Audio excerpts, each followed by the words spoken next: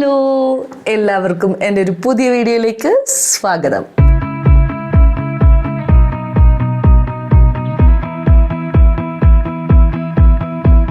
ഞാൻ വീഡിയോസൊക്കെ ഇട്ടിട്ട് കുറച്ച് ദിവസമായി. ഒരു വോയിസ് ഓവർ ആർട്ടിസ്റ്റിന് ആദ്യം വേണ്ടത് ശബ്ദമാണ്. എനിക്ക് ആ ശബ്ദം അത്ര അങ്ങോട്ട് ഓക്കെ ആയിരുന്നില്ല. ഇപ്പോൾ എന്തായാലും സംസാരിക്കാൻ പറ്റുമെന്ന് തോന്നുന്നുണ്ട്. ഇന്ന് ഞാൻ പറയാൻ ഉദ്ദേശിക്കുന്നത്, എനിക്ക് 1-2 കമൻസും മെസ്സേജസൊക്കെ വന്നിരുന്നു.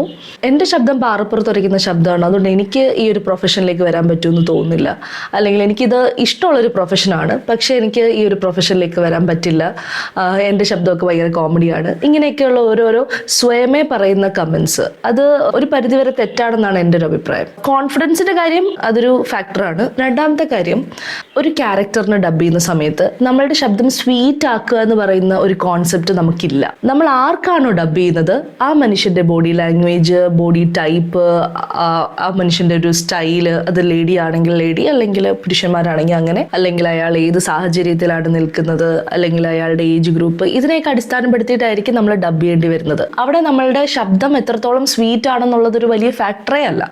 പരസ്യങ്ങൾക്ക് പോലും അത് ഫാക്ടർ അല്ലാത്ത സാഹചര്യങ്ങളുണ്ട്.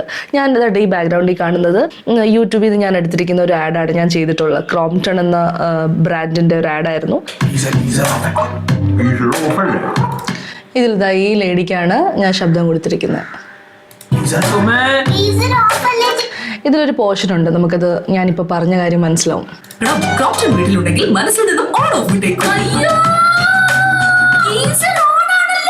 കേട്ടില്ലേ? ഇപ്പൊ എനിക്ക് ത്രോട്ട് വയ്യാത്തത് കൊണ്ടാണ് ഞാൻ അത്ര ഓപ്പൺ ആക്കാത്തത് ത്രോട്ട് കേട്ടോ.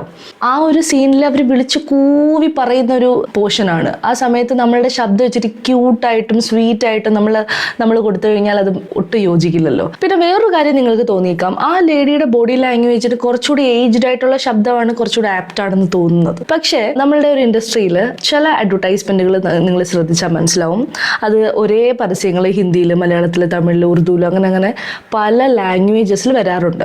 നമ്മളൊരു സിനിമയ്ക്ക് വളരെ ആപ്റ്റായിട്ട് ഒരു ബോഡി ടൈപ്പ് അനുസരിച്ച് ശബ്ദങ്ങൾ അവർ കാസ്റ്റ് ചെയ്യാറുണ്ട്. പക്ഷെ അഡ്വർടൈസ്മെന്റിൽ എപ്പോഴും അത് പോസിബിൾ അല്ല, അവരത്രയും തലപോയിക്കാറില്ല.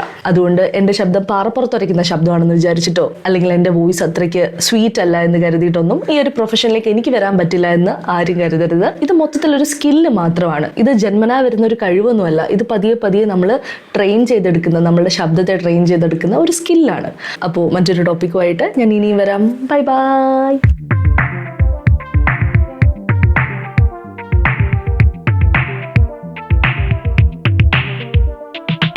ഹായ് ഗായ്സ്, നമ്മുടെ എല്ലാവരുടെയും സ്വപ്നമാണ് സ്വന്തമായിട്ട് ഒരു വീട്.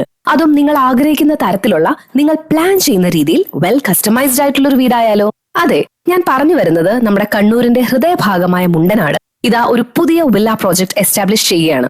ഈ ഒരു പ്രോജക്ടിന്റെ സ്പെഷ്യാലിറ്റീസ് ആണ് എക്സലന്റ് ഫിനിഷിംഗോട് കൂടിയ 3 to 5 ബെഡ്റൂംസ്, എല്ലാ സേഫ്റ്റി മെഷേഴ്സോടും കൂടി കൺസ്ട്രക്ട് ചെയ്ത ഒരു spacious car parking space and A strong compound wall. ഇവിടെ എടുത്തു പറയേണ്ട ഒരു പോസിറ്റീവ് ആസ്പെക്ട് ആണ്, top quality construction standards ensure ചെയ്യുന്നുണ്ട് നമ്മുടെ പ്രോജക്ട്. ആൻഡ് ഓൾസോ എല്ലാവർക്കും നിങ്ങൾ ആഗ്രഹിക്കുന്ന തരത്തിലുള്ള കസ്റ്റമൈസ്ഡ് വീടുകളും വളരെ അഫോർഡബിൾ റേറ്റിൽ ചെയ്തു കൊടുക്കുന്നു. അപ്പോൾ ഈ ടോപ്പ് നോച്ച് വില്ല പ്രോജക്റ്റിനെ കുറിച്ച് കൂടുതൽ അറിയാനായിട്ട് താഴെ കാണുന്ന നമ്പറിൽ കോൺടാക്ട് ചെയ്യുക. So what are you waiting for? Call and confirm your orders now. Thank you. By.